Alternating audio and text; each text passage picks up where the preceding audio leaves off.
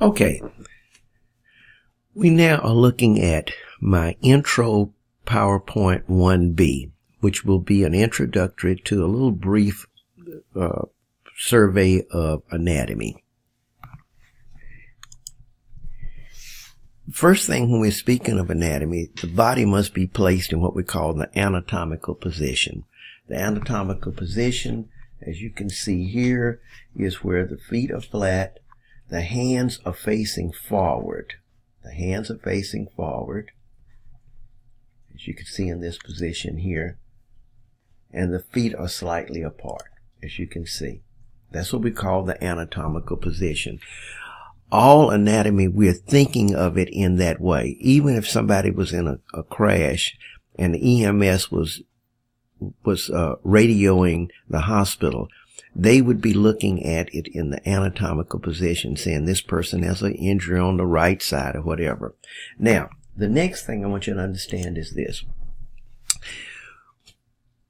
In healthcare, when the patient, the person you're facing is their right side and left side.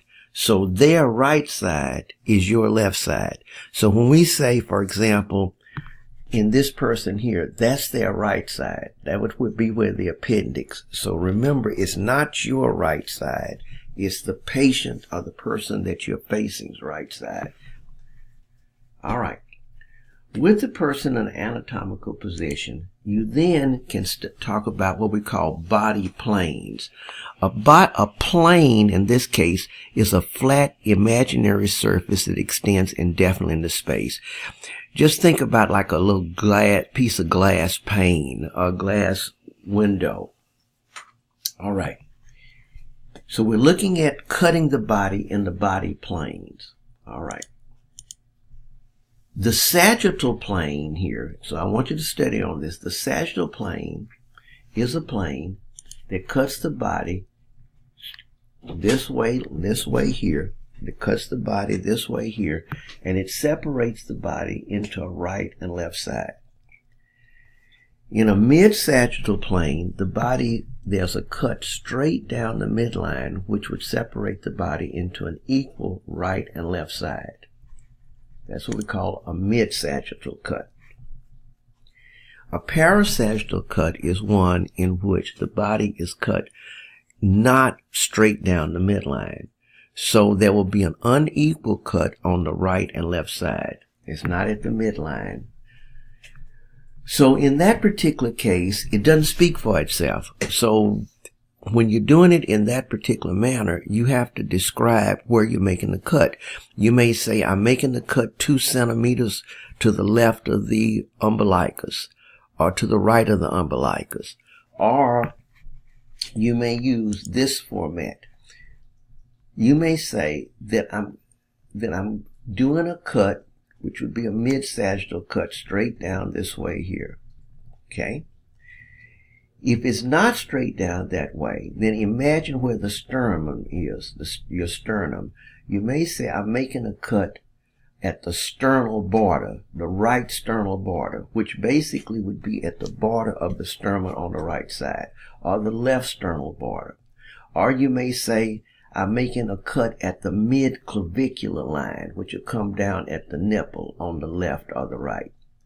So if it's not a mid-sagittal, which speaks for itself, if it's a parasagittal, you have to say where you're making the cut, because you're not dividing the body into equal right and left sides. So that's what we call that's the sagittal plane. That's the sagittal plane. All right. Now, when we come down then, we come to the next one. Let's say I'm now going to talk about the horizontal or transverse type plane here. Okay, so we're going that one. All right. The transverse or horizontal plane is going to divide the body into an upper portion, superior and inferior. Superior and inferior. Now, there's no mid horizontal or transverse plane because the body is not intended to be symmetrical from top to bottom. The only reason that a sagittal plane can be called a mid-sagittal is because the body is intended to be, quote, bilaterally symmetrical. Now, you know, in fact, that's not exactly true. One of your hands is bigger than the other and so forth like that. But for all practical purposes, the body is intended to be bilaterally symmetrical, but only along this aspect here. When you make a horizontal transverse, the body is not intended to be symmetrical up and down. So thus there is no mid. So all of them are para. In that particular case, then it's a moot point. So then you would say, well, I'm making a horizontal cut at the belly button. Or I'm making a horizontal cut above the iliac crest. So again, there has to be qualifiers, but that's what we call the horizontal transverse. Now, if we attempt to cut the body, front to back. So this cut here, front to back, that's what we call a frontal plane or coronal. A frontal plane or coronal divides the body into an anterior and posterior part. So going back again, sagittal plane divides the body up right and left side. Frontal plane, front and back, transverse up and down. If you don't want to make a cut at an exact 90-degree angle, that's what we call an oblique sectioning. An oblique sectioning, because all these others were made at perfect 90-degree angles. All right, we go down a little further. So here's your cuts again. Body planes. Those are the cuts again, as you can see. Okay. As you can see, there is anatomical variability, about 90%. We are all not the same. I'll put it like this. This is a perfect textbook, but the heart may be on the wrong side. Instead of being mainly on the left, it might be more on the right. So in other words, we do have a significant amount of anatomical variations. All right, we go next to what we call directional terms. Directional terms are relative terms. If you have a right, you got to have a left. If you have a up, you have to have a down. Okay. So I want you to study these, but in these directional terms, now understand this too, I threw this in, that these directional terms apply to a two-legged creature. When you change to a four-legged creature like a dog, some of these are not going to relate the same way. All right. We start first with cephalic. Cephalic is toward the head. It doesn't have to be at the head, but it's towards the head. Generally, though, when somebody says a cephalid structure, they are speaking of the head. Generally are speaking of the head. All right. Inferior or caudal. Now, inferior means going down, as you can see. Caudal means going down, but it speaks more in a four-legged creature because the caudal is generally more towards the gluteal region. The caudal is generally more towards. So the caudal and inferior generally do better on a four-legged. So again, we go here. Superior and cranial. Superior and cranial. Superior is going further up, inferior further down. Cranial going more towards the head. Cephalic is a cephalid structure. Anterior, posterior. Now in a two-legged creature, like we are, ventral and dorsal are the same thing as anterior and posterior. Ventral and dorsal are the same thing as anterior and posterior in the two-legged creatures like ourselves. Okay. Now, when you use these terms, they're relative. They're relative terms. So the breastbone is more ventral, let's say, than the aorta. But the aorta is more ventral than your backbone. So again, everything is relative. All right. Medial and lateral. Medial means closer to the midline. It does not necessarily mean at the midline. Medial, lateral means further away. So again, you'll need two structures.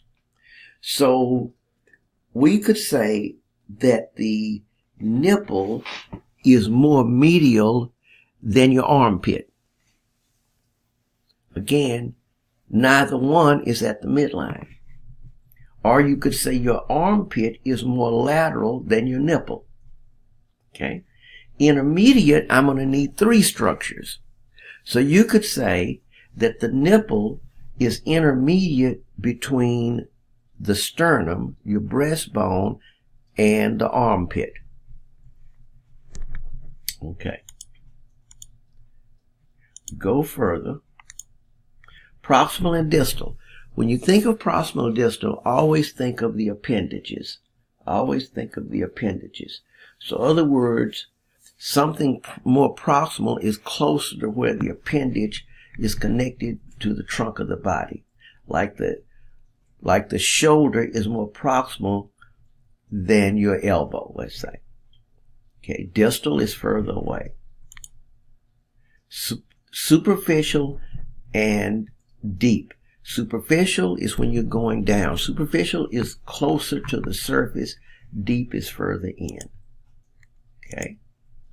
Ipsilateral means something on the same side of the body. Contralateral on the opposite side. So your liver and your appendix generally are ipsilateral on the right side. The right kidney is contralateral to the left kidney. Now all of these terms, two-legged creature. When you go to a four-legged creature, it changes. Because the dorsum here is up here and the ventrum is here. Because this is a four-legged creature. So it's not the same as anterior posterior as we had before. So I just wanted to point that out. It has to be with a two-legged creature. Okay. Regional terms.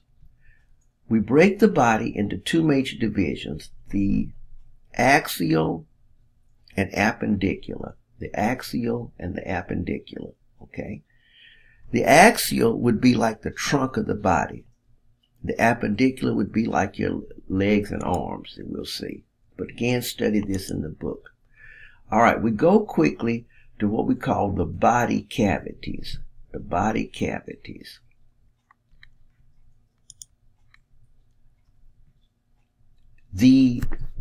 What you want to do is, here's the body.